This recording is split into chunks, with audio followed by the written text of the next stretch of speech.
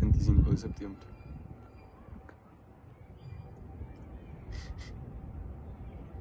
Ferney.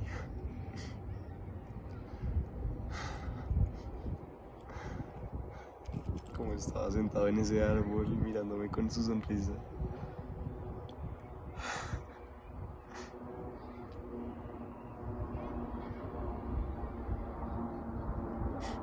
No lo encuentro. Esa sonrisa tan destellante ya no la encuentro.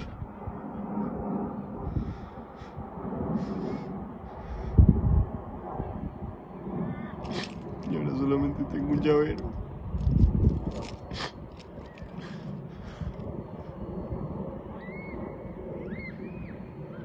Ernei. Lo único que quería era estar contigo.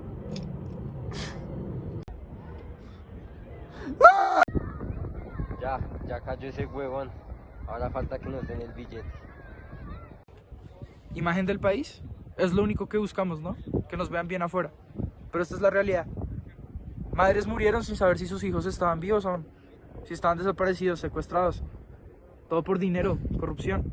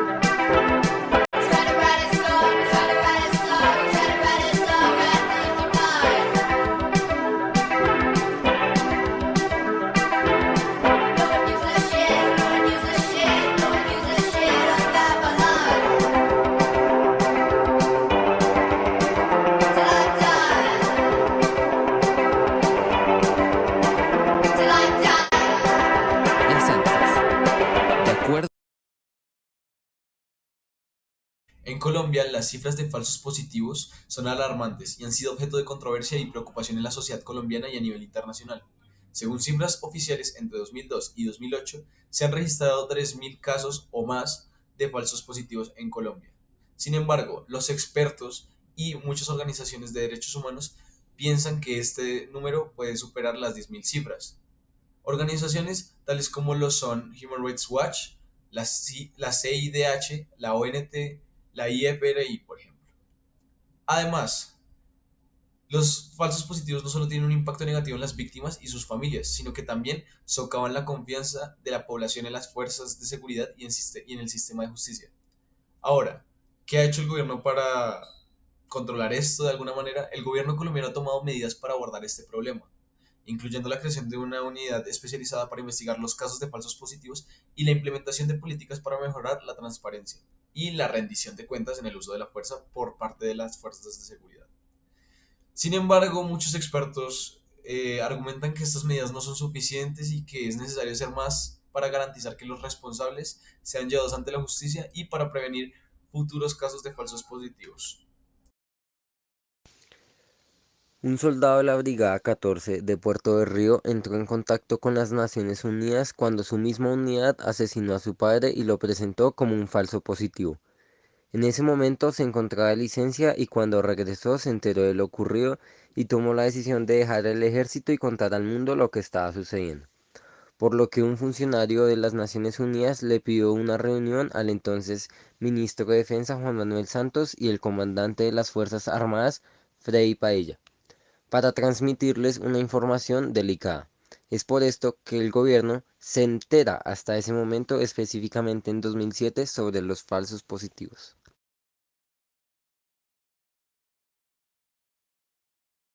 Falsos positivos fue el nombre establecido por los familiares de los jóvenes donde todo fue falso: las ofertas, los combates, las botas, los dictámenes y la justicia.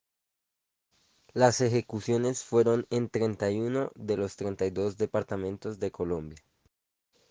Si las cifras hubieran sido ciertas, el conflicto armado hubiese podido ser terminado. La Directiva 029 de 2005 fue la que reglamentó el pago de recompensas de hasta 3.800.000 pesos a militares por dar de baja a guerrilleros e integrantes de organizaciones armadas al margen de la ley. Casi 7 años después de la fundación de la JEP, esta emitió la primera sentencia sobre falsos positivos, es decir, después de casi 14 años de lo sucedido. En muchas ocasiones, los reclutadores emborrachaban a los jóvenes y los llevaban a retenes falsos del ejército. Allí, por órdenes de los superiores, las cuales eran dispare y recoja, eran ejecutados los jóvenes inocentes. Falso positivo.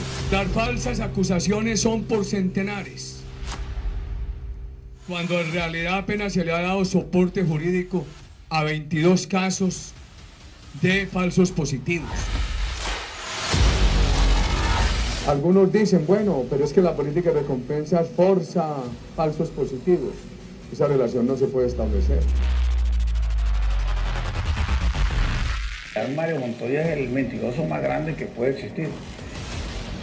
Y yo pienso que la vergüenza más grande para el ejército. Debo decirle a los compatriotas que el señor General Mario Montoya, de 35 años de servicio en el ejército, es uno de los mejores generales que ha tenido la República. Judicializar esas falsas denuncias o esos intentos de tratar de aprovechar esta situación para manchar el buen nombre de nuestras fuerzas militares.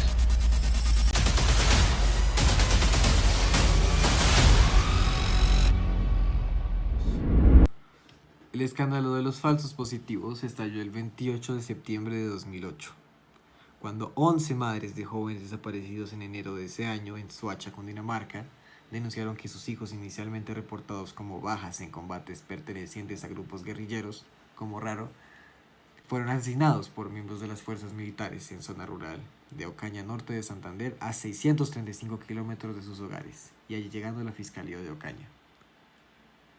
Teniendo en cuenta que luego con el tiempo se calculó que aproximadamente habían sido 6.402 personas víctimas de estos falsos positivos, podríamos hacer relación que la cantidad de estudiantes en nuestra institución, el Colegio San Carlos, que es aproximadamente de 1.200 estudiantes de primaria y bachillerato aproximadamente, sería multiplicado eso 5 veces el número de personas que fueron implicadas en la crisis de los falsos positivos. Las familias que algún día perdieron a una de estas 6.402 personas para después encontrarlas en un supuesto combate con el ejército, a día de hoy deben sufrir lo que es vivir en un país en guerra, como Colombia.